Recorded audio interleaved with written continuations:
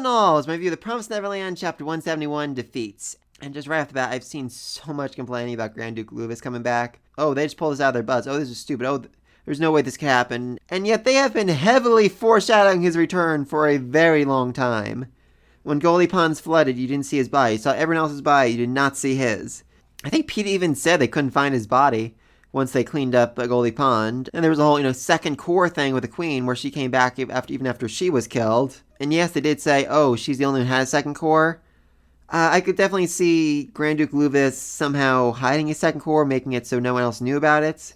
But when asked how he's alive, he responds unintentionally. And he squeezes his monkey when he does it, so I'm a little unclear exactly how he was saved here. I mean, maybe the bullets didn't penetrate all the way, or maybe it was off by its mark a little bit. I'm not exactly sure how he survived, but a lot of us in the community were very much aware of the fact that he was still alive and likely to come back at some point.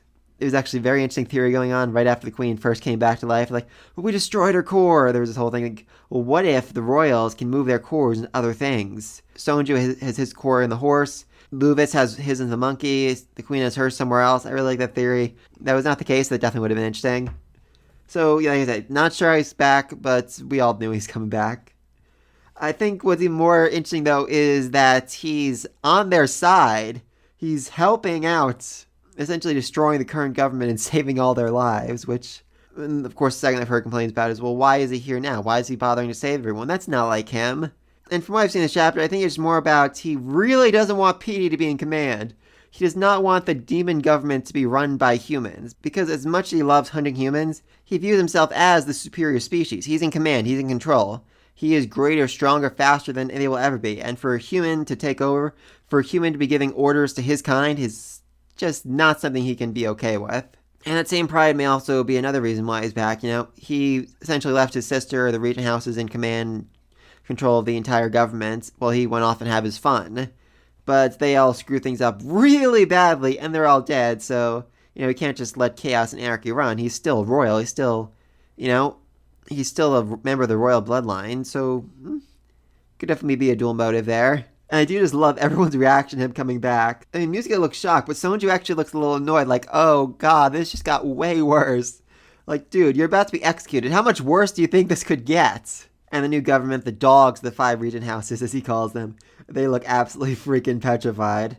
They just went from being in basically complete control of the entire world to realizing, oh, there's a very good chance we're about to be killed, isn't there?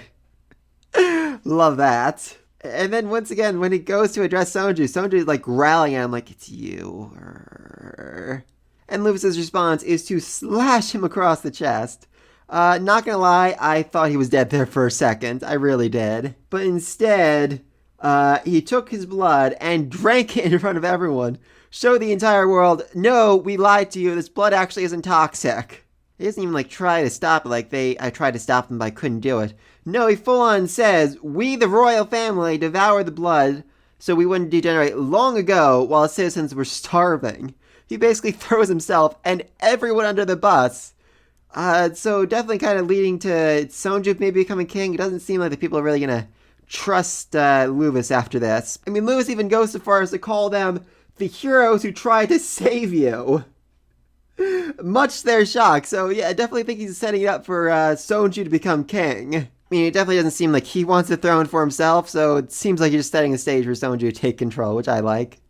I mean, Sonju is fully against that, the first time he's like, that's why we're going to save the Grand Priest, and he will become the next king. Nope, looks like it could be Sonju after all, which I would really love. Honestly, if Emma and everyone could just go visit the royal capital, meet King Sonju, ruler of the demons one last time, before they finish the promise to go back to the human world, I would really love that. Though he also thinks back to Emma, Ray, and all the rest of them at Goldie Pond who managed to defeat him when he asked why he did this, why he stepped in. So maybe he was impressed by their strength and courage. He doesn't want this system to go on. He doesn't want humans to suffer anymore. At least he wants a happy ending for those that were able to defeat him, for those who are above and beyond all those he's met so far. Not sure. So yeah, he stops the execution and orders the arrest of all the traitors, the leaders of the current government. So they're probably going to be executed next. I mean, they killed a whole bunch of people. I mean, overall, this was an interesting twist. It was one I certainly didn't see coming, even though I thought, I figured he was alive. He's going to show back up at some point, somehow, some way. Personally, I was expecting a revolution of the people. You know, the guards that saved the kids, and those kids would have told people the truth about the evil blood, about what was really going on, what was really happening. And they would somehow manage to save their parents, who were probably definitely murdered now that I think about it. And they would have, started a revolution, an army, and the people would have overcome, saved Sonju and Musica, and dethroned the evil, corrupt new government. But remember the aristocrats coming in and saving everything. I will admit that was a little too Deus Machina, but, like I said, it was built up, so it does make a certain amount of sense. Anyway, back over to PD. So he is really running out of options here. His first thing is like, that's right, I saw the army of 2,000. Like, oh no, someone blew up the bridge. We can't get over, so yeah, we can't do anything about that, sorry. And his response is great. I know that already. Stop whining, eat a bird or a bat and fly over here, which I don't think that's how it works. And I do just love how freaking irked this demon looks after getting that order. Oh, that was funny. His next plan, alright, I'm just going to blow up all the hearts of all these women. He's like, oh, right. I need to access the system, do that, and I still don't know the password for that. Okay, I'll get to the other brats. Take the monsters. Oh, right, the door is sealed. I need a system for that. He realizes bit by bit he's running out of basically every option he has. And then he finds out, Lewis is back and basically took control of the government, at least for now. So he is completely 100% screwed.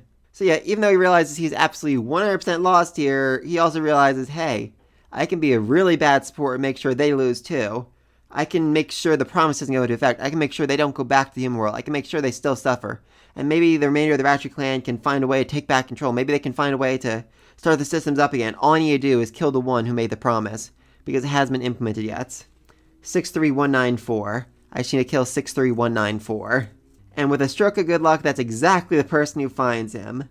And so he gradually approaches her with a plan to kill her, with a plan to put an end to the promise right here, right now, to ruin their happily ever after. Now, I'm not exactly sure how physically fit PD is. I feel like he's more of a mental enemy than anything else, but I could definitely see him finding a way to manipulate Emma so he can get a hold of her gun and shoot her. I could definitely see Emma being shot here, and then Isabella runs around the corner and shoots PD or takes a bullet for Emma to save her life or something like that. I personally wouldn't mind, Isabella dying here. Like saving Emma, saving her child, just holding her close as life drains out of her. I think that'd be a really poetic way for her to meet her end. I'm still not sure how the sisters and mothers are going to escape the farm, go to the human world when they still have bombs in their hearts. There's got to be a way to deactivate them or remove them or something. Oh, that also explains why Isabella didn't make a move till she did. She was waiting for the system to be down so that PD couldn't activate the bombs in all their hearts. Oh, that's actually pretty clever. I didn't realize that. So next chapter, Emma versus PD.